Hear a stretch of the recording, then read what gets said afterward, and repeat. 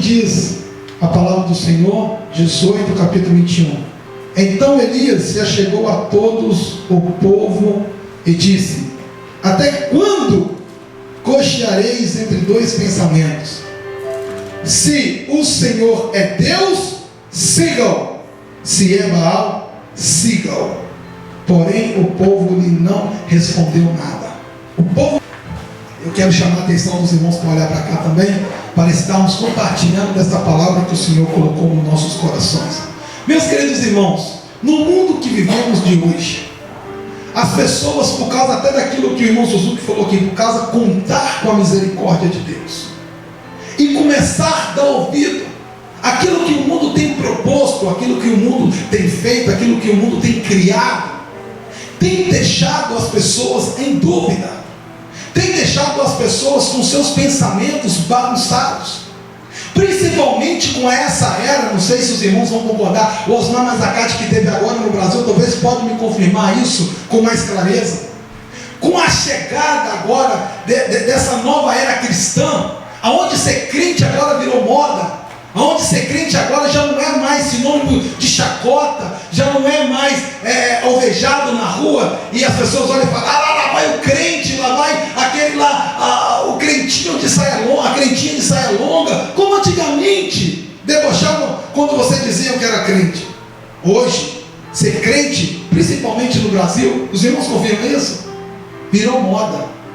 Então você chega hoje para as pessoas na rua e pergunta: o que você é? E as pessoas logo dizem: sou crente. Nossa, é crente, que coisa legal. Mas há muito tempo atrás, o presbítero Antônio também me confirma o que eu estou dizendo, tinha até jovens da igreja, quando iam para a escola, que se perguntasse para eles se era crente, eles engoliam seco. Ser crente, ele engolia seco. Fala! Não falava. Sabe por quê? Vergonha, medo das pessoas debocharem, medo das pessoas fazerem de mim.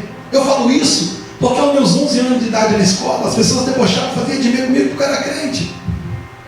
Convidavam na hora das rodinhas, mas não me convidavam porque eu era crente. Os amigos iam brincar, todos iam me deixavam porque eu era crente. A minha sorte é que tinha uma menina da minha sala também, era crente, só ficava nós dois, eu não ficava sozinho. Mas era de mim muito grande. O presbítero Antônio está aqui para me confirmar isso aqui. Você lembra, o presbítero Antônio, que os pastores, eles brigavam com os crentes da igreja para levar a Bíblia para a igreja? Não queria levar, sabe por quê? Porque se pega uma Bíblia desse tamanho aqui e sai com ela debaixo do braço e andando pelo meio da rua, todo mundo sabia que era crente. Todo mundo chegava lá na igreja, o pastor falava: abra a sua Bíblia. Só os mais velhos abriam. Os mais moços não queriam, porque não queriam levar a Bíblia, porque senão era identificado na rua como crente. Mas hoje, o que acontece?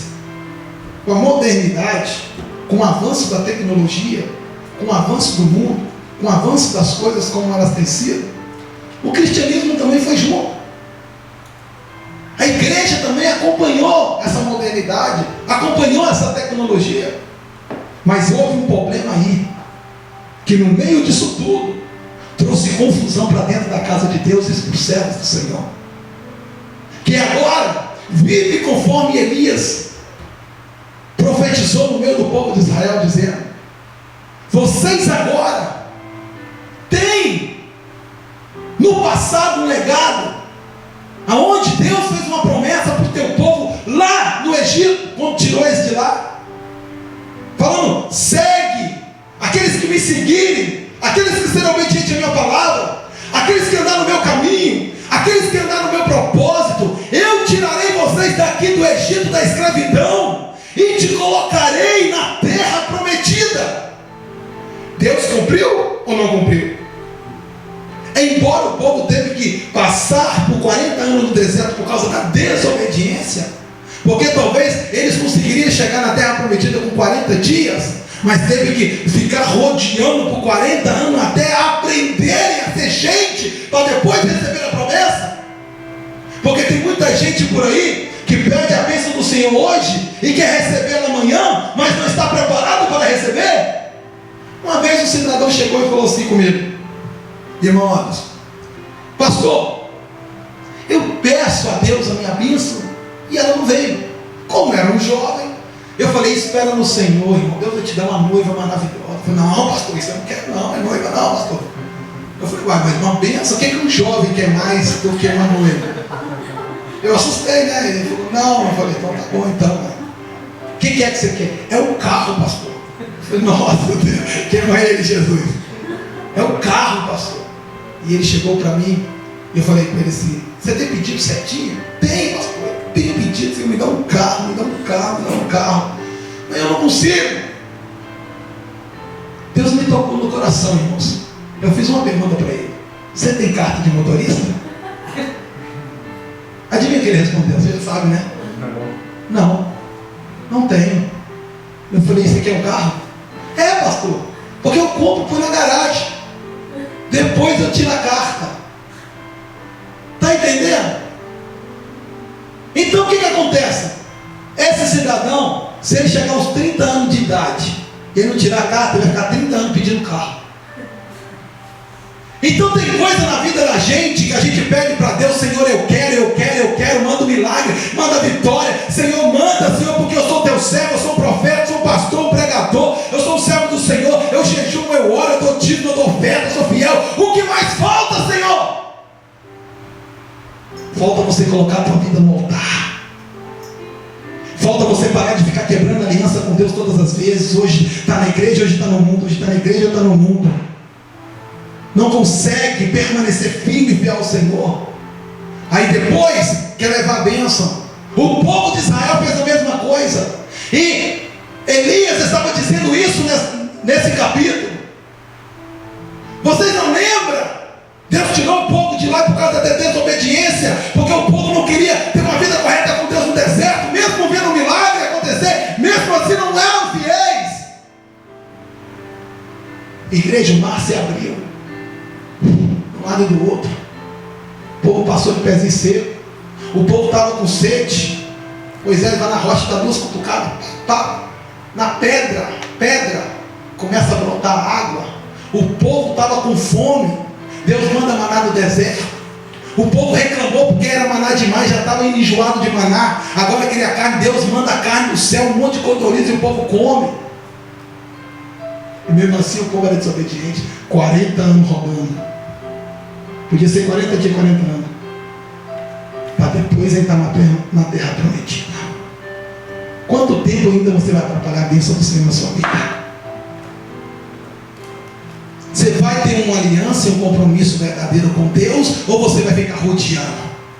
1 ano, 2 anos, 3 anos, 4 anos, 5 anos, 40 anos. E tem uns que ainda morrem, né, prefeito? E não cumprem. Hoje é dia de compromisso. Hoje é dia de mudar a nossa mente. Hoje é dia de parar de ficar cocheando em dois pensamentos. Ou é Deus ou é mal. Hoje é dia, Deus te trouxe aqui para falar isso com você. Para de ficar cocheando em dois pensamentos. Porque Deus tem uma vitória, Deus tem uma bênção. Deus, Ele tem uma história de vida para você. Glória a Deus. E Ele te trouxe aqui para falar isso, que Ele quer te colocar em cima, como um hino cantado. Ele quer te tirar e pegar pela mão e colocar sobre as águas. Aleluia. Mas para isso, você vai ter que ter uma vida de fidelidade, um pensamento só. É verdade. Deus cumpre a promessa. Elias profetiza para o povo. Deus cumpre a promessa. Só que, por que Elias chegou a esse ponto de falar para esse povo isso? Pela mesma forma que Deus, como profeta, me usa hoje para falar com você. Porque o mesmo povo que Elias estava falando lá naquele Monte Carmelo, é o mesmo povo que eu falo hoje aqui nesta igreja e nesta geração. Um povo, por causa da influência maligna, por causa da influência dos outros deuses, por sair de um país cristão, por vir para um país idólatra, por ter parentes idólatras, por ter nascido em um berço idólatra. O que acontece? Não consegue servir somente a Deus. O povo de Israel aprendeu a servir a Deus, mas por causa da convivência com estrangeiros, com a convivência com as amizades, com as más companhias, começaram a mexer com a cabeça deles, e eles deixaram de adorar a Deus e começaram a adorar a Baal. Os lugares de adoração e sacrifício que era feito nos altares do Senhor, agora estava sacrificando para o Deus Baal e não mais para o nosso Deus. Deus olha do céu e começa a entristecer com aquela gente, e o povo chega no fundo do poço, no fundo do buraco. Deus já não suporta mais a incredulidade do povo. Deus não suporta mais a desobediência do povo.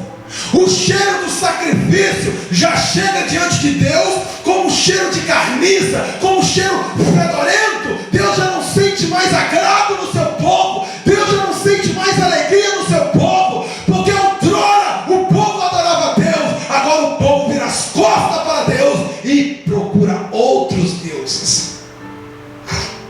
Aí você vira para mim e fala: mas pastor, eu adoro somente a Deus, eu sirvo somente a Deus. E muitas das vezes nós estamos idolatrando, irmãos, coisas que muitas das vezes a gente fica pensando que idolatria somente é adorar santo, somente é adorar estátuas. Que até então eu dei risada esses dias, risado no meio de uma tristeza. Não estava rindo da tristeza dos outros, mas de algo que eu vi quando eu estava vendo na TV japonesa aquele monte que entrou em erupção. E quando eu estava vendo as pessoas sendo descidas ali mortas, aquelas pessoas idólatras, aquelas pessoas que não seguiam Deus, porque se tivesse seguido a Deus não estava no alto daquele monte, porque o nosso Deus, ele não deixa que a gente seja enganado. Antes que aconteça o mal, ele avisa: não sobe não, porque vai entrar em erupção e você vai morrer. Mas porque aquelas pessoas estavam sendo mal orientadas por seguir a um Deus que não está nem aí para eles, deixa eles ir para o caminho da morte. E lá as pessoas descendo, e meu coração entristecido, porque a palavra de Deus diz que Deus não tem prazer na morte do ímpio. Ele não tem prazer na morte do ímpio, porque Deus sabe para onde o ímpio vai. Deus não fez o inferno para o homem. O presbítero Antônio já ministrou isso aqui na quarta-feira. Deus não fez o inferno para o homem, fez para Satanás e os seus anjos. Por isso Deus tem tristeza na morte do ímpio, na morte do homem mundano. Deus tem tristeza, e isso entristece o coração daqueles que seguem a Deus. E eu triste, angustiado com aquilo. De repente uma cena me chamou a atenção, quando chegou naquele mosteiro que tem ali em cima ali. E de repente, quando eu vi aquela estátua, não sei se era de Buda ou de Deus que era, quando eu olhei para a estátua, ué, cadê a cabeça dela? Uma simples pedrada daquele vulcão arrancou a cabeça da estátua. Eu falei: é que Deus é esse que esse povo segue? Não salva o seu povo e ainda perde a cabeça. E aí? Deixa o povo dele morrer e ainda perde a cabeça. Agora, nesta manhã, eu quero te apresentar um Deus poderoso. Eu quero te apresentar um Deus que tem poder. Eu quero te apresentar um Deus que, quando o servo dele abre a boca para profetizar, ele cumpre. Está agora Elias lá no alto do monte, revoltado com o povo. Jezabel, que era a mulher de Acabe, o rei atual daquela época, uma mulher que tinha ódio de profeta, uma mulher que tinha ódio do povo de Deus, uma mulher que já queria exterminar todos os profetas, procurava profetas para matar, até conseguiu pegar alguns, mas outros não. E Elias foi um que não conseguiu, porque ele se escondeu, foi guardado por Deus, mas alguns outros junto com Elias. De repente Elias sai do meio do esconderijo, recebe o recado de Deus. Quando Deus chega e fala: vá até o rei e fala o que eu te mandar. Elias sai daquela cova, Elias sai daquele esconderijo, vai encarar o rei, porque quando Deus manda, ele não tem medo, ele vai até o rei, sabendo que ele poderia morrer. E ele chega diante do rei, e a primeira fala que o rei falou e me chamou a atenção, me encheu meu coração de alegria, quando as pessoas me confrontam na rua e falam que eu sou barulhento, que me fala que eu faço escândalo, que eu grito muito. E eu me alegrei muito, porque quando ele chegou diante do rei, o rei falou assim para ele: ei, você que é o tal perturbador de Israel. E aí eu chamei a atenção na resposta de Elias. Ele disse: eu não sou perturbador de Israel, eu sou perturbador daqueles que não seguem a Deus. Está entendendo? Somos taxados como perturbadores. das pessoas lá fora, porque nós remamos contra a maré. Quando o mundo lá fora diz que pode, nós diz nós não fazemos. Quando as pessoas dizem não tem nada a ver, nós olhamos e falamos, mas para nós tem tudo a ver. Quando as pessoas falam, não tem problema não, isso aí não vai afetar nada não, isso aí é só para parecer a mente, isso aí é só para alegar o espírito, isso aí é só para fortalecer a carne. Mas nós assim não, nós somos diferentes, nós remamos ao contrário. Então as pessoas falam, você é um trouxa mesmo, você é um crentinho, por isso que eu não sou crente igual você, porque eu tenho que ficar preso dentro de uma igreja, porque eu tenho que ficar ali, enfurnado ali dentro, no meio daquele povo ali. Eles fazem isso mesmo, sabe por quê? Você é perturbador daqueles que não conhecem a Cristo. Mas nesta manhã, Deus está olhando do céu e está dizendo, meu filho, é só você abrir a boca e eu respondo. É só você clamar e eu ouço. É só você chorar na terra e eu me coloco de pé no céu para responder a tua oração. Agora me fala eles aí, que te chamam para as baladas, que te chamam para as festinhas, que te chamam para os rolês. Pergunta para eles quando estão lá no fundo do poço. Quem socorre eles? Quando está lá no alto do monte, ele está dando opção. Quem socorre eles? Quem? Pois até o próprio Deus dele está precisando de socorro, irmã Sandra. O próprio Deus dele está precisando de socorro. Me lembro uma história que foi contada uma vez por uma jovem na igreja. Eu contei ela aqui na igreja, eu quero repetir. Lá no Rio de Janeiro, que é um dos estados mais cristãos assim, em termos de pentecostalismo. Lá o povo sobe monte, desce monte o dia inteiro. Povo de oração, povo que faz meio barulho, perturbador mesmo, aquele povo de lá.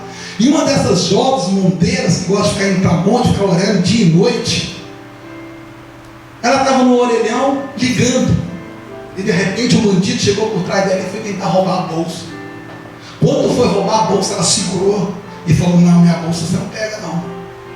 E o bandido falou, sou bandido, está entendendo? Olha a arminha aqui, sou bandido, quero a bolsa. A minha bolsa você não pega não. Ela falou, ele falou, se você não larga essa bolsa, eu te dou um tiro na sua cabeça agora. Ela segurou a bolsa e falou, pode atirar, mas a bolsa eu não largo não. E ele foi na cabeça dela e mandou bala. Pá, pá, pá, pá, pá. Ela com o olho fechado, assim, quando ela abriu o olho, bandido em lágrimas. Nenhuma bala saiu do tambor. Sabe por quê? Porque ela tem um Deus que guarda. Sabe o que a palavra do Senhor diz? 1000 cairão ao teu lado, 10.000 cairão à tua direita, mas você não será atingido. Está entendendo a diferença? Está lá o nosso corajoso Elias. E ele chega diante do rei, responde a pergunta que o rei fez, o rei entendeu. E aí, ele faz uma proposta para o rei e o povo de Israel. Vamos lá para o alto do Monte Carmelo. E o pico desse monte tem mais ou menos 600 metros. Ele tem uma extensão de, eu acho que 30 e poucos quilômetros, e ele tem uma parte mais alta dele, tinha mais ou menos 600 metros de altura, e de repente, ele falou assim, vou fazer uma proposta. Chegou para os 450 profetas de Baal, e mais 400 profetas de um outro ídolo lá, que eu esqueço, Ceasa, eu acho, que está escrito também na palavra. Então era 850 profetas. Ele chega diante de 850 homens, profetas de Baal. Ele sozinho. Ele fala, vamos lá em cima fazer um sacrifício. O Deus que responder com fogo, Ele é Deus. Na mesma hora, os profetas envergonhados não poderiam nos botar atrás. Agora é tudo errado. Eles responderam, vamos que nós somos 850 contra esse baixinho aí, vamos, é nós mesmo. E juntaram, eles foram cantando e subiu. E todo o povo de Israel foi junto. E de repente, quando chega lá em cima do alto do monte, antes dele começar a falar, antes antes dele começar a cerimônia, ele abre a sua palavra, ele pede a atenção, e ele lê esse versículo aqui para o povo de Israel, dizendo: então Elias se achegou a todo o povo e disse: até quando cocheais em dois pensamentos? Se o Senhor é Deus, hoje sigam. Se é Baal, sigam. Eita, homem corajoso. Estamos precisando de profeta desse nível nos últimos dias. Ele fez ali uma loucura diante daquele povo. Ele colocou o presidente de Deus à prova. E de repente ele fala: vamos fazer o seguinte, vou dar uma colher de chá. Porque até hoje vocês têm cocheado em dois pensamentos. Vocês sabem dos milagres que Deus fez. Você tem ouvido os pregadores, os pastores, os antepassados que falaram do Deus que curou, do Deus que abriu o mar, do Deus que tirou água da rocha, do Deus que deu a terra prometida para os seus antepassados. Vocês sabem da ministração, vocês vêm na casa de Deus, vocês ouvem a palavra de Deus, mas vocês seguem a Deus e vocês seguem a Baal. Hoje Deus está falando para vocês: basta, basta! Ou vocês vivem no mundo, ou vocês seguem a Deus. Para de ficar cocheando em dois pensamentos. Assim diz o Senhor para vocês. Elias estava falando para o povo nesta hora. E hoje Deus vai mostrar aqui que Ele é Deus. Encerra. Ele olha para o povo e fala: vou dar oportunidade para vocês começarem motos. 6.850, começa o ritual de vocês. Eu vou ficar só assistindo. Depois nós conversamos. E o povo, o presbítero Antônio, começa. E pega a lenha, e faz um holocausto de um lado do outro, e mete querosene, e mete. A Bíblia não fala, irmão, isso aí é só um pensamento meu, mas só para o fogo pegar mais fácil. E mete álcool, e vai pôr tudo que põe, e põe o cabrito, põe tudo lá em cima, e começa a rodear. E rodia, e faz igualzinho aqueles índios que põe a mão na boca e faz assim, rodeando, e tá, e rodeia ali o holocausto, e rodeia o altar, e vai rodeando, e nada do altar pega fogo. Eu vejo até um assim, por brincadeira, só para descontrair, colocando a mão no bolso. Aí eles tem que vir do céu. O fogo aqui tem que vir do céu, não tira fogo do bolso não, é do céu. Fogo tem que vir do céu. Isso foi o combinado. Pode pôr no holocausto que vocês quiserem, mas fogo tem que vir do céu. Aí não tem jeito. Aí um olha para o outro, não tem jeito, no fogo não vem, o Baal não responde. Vamos fazer o seguinte, vamos começar a cortar. Eles pegam umas lâminas, pegam umas pedras afiadas e começam, e sangue vai saindo, e daqueles 450 profetas, tudo sangrando, e suja o altar todo de sangue, aquele sangue deles ali, e eles falam: Baal, fala Baal, manda fogo, Baal. Cadê Baal?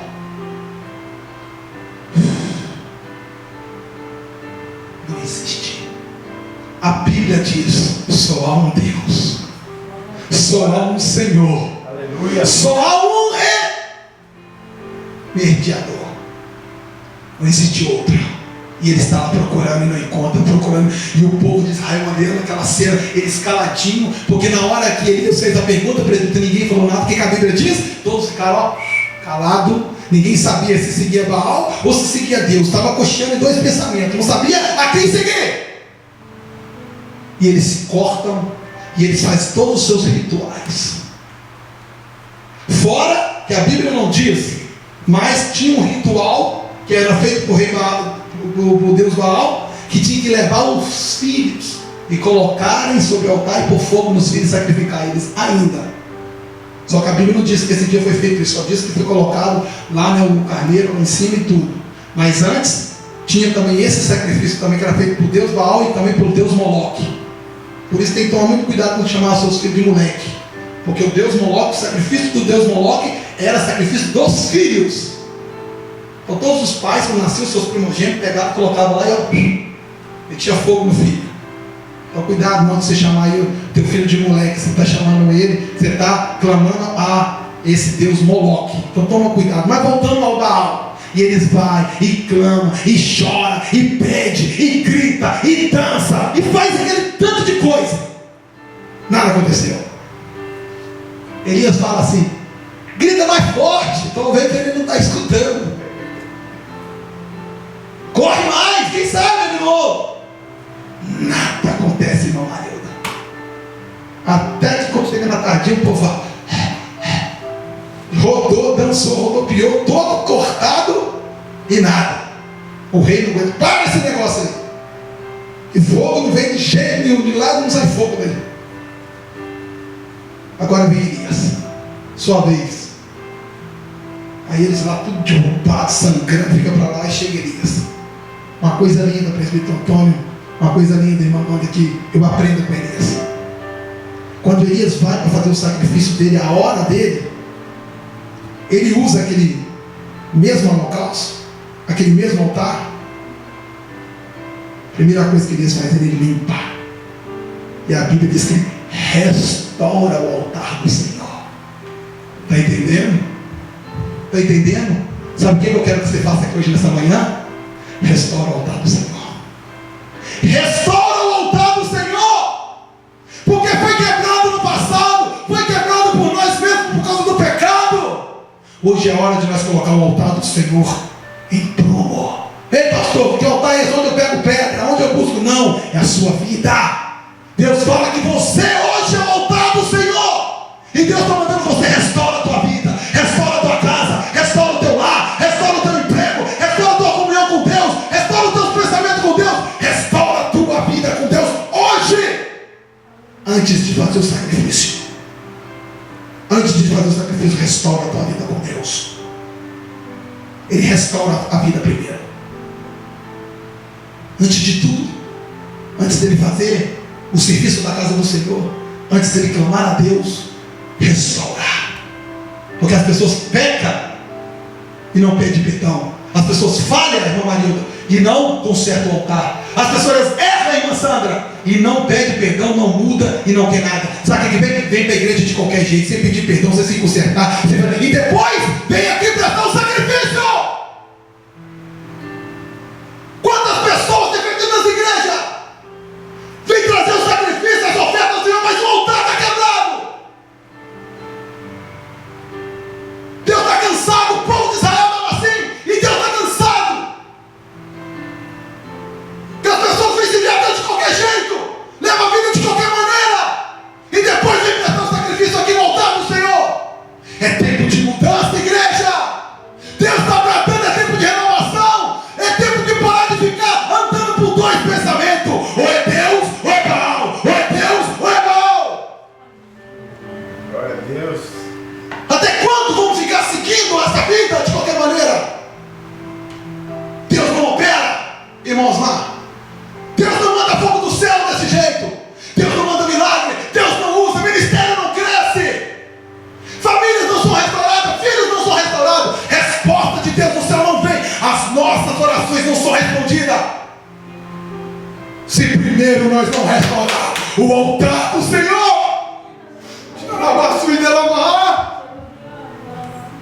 Deus está falando aqui nesta manhã.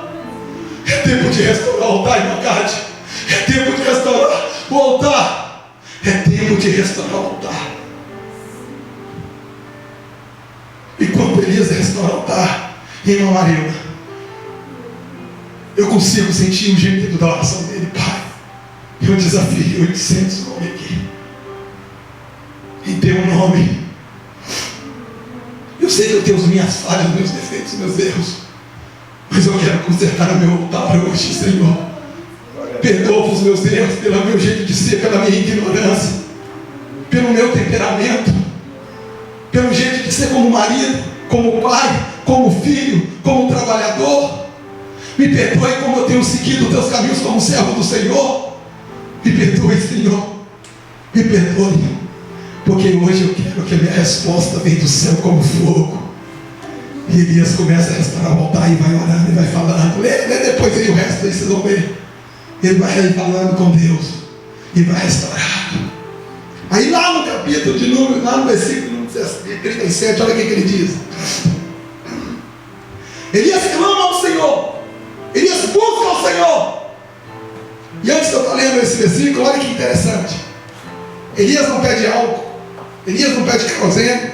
Elias não pede galhos bem sequinhos, fininhos, para o fogo pegar mais rápido, folha seca, não. Elias fala: traz água. Eita, Deus de mistério. E Elias fala: antes de jogar água, espera aí. Ele pega lá uma daquelas madeiras e começa a rodear o lugar. E faz um rego bem fundo. Depois vai ver o propósito do rego. Faz aquele regão lá, bem fundo. E volta a voltar. E chega pelo povo lá e fala: ei, vocês aí mesmo de baú, aí, vem cá. Pega a água, joga. E joga sobre o altar. Mas cara é todo.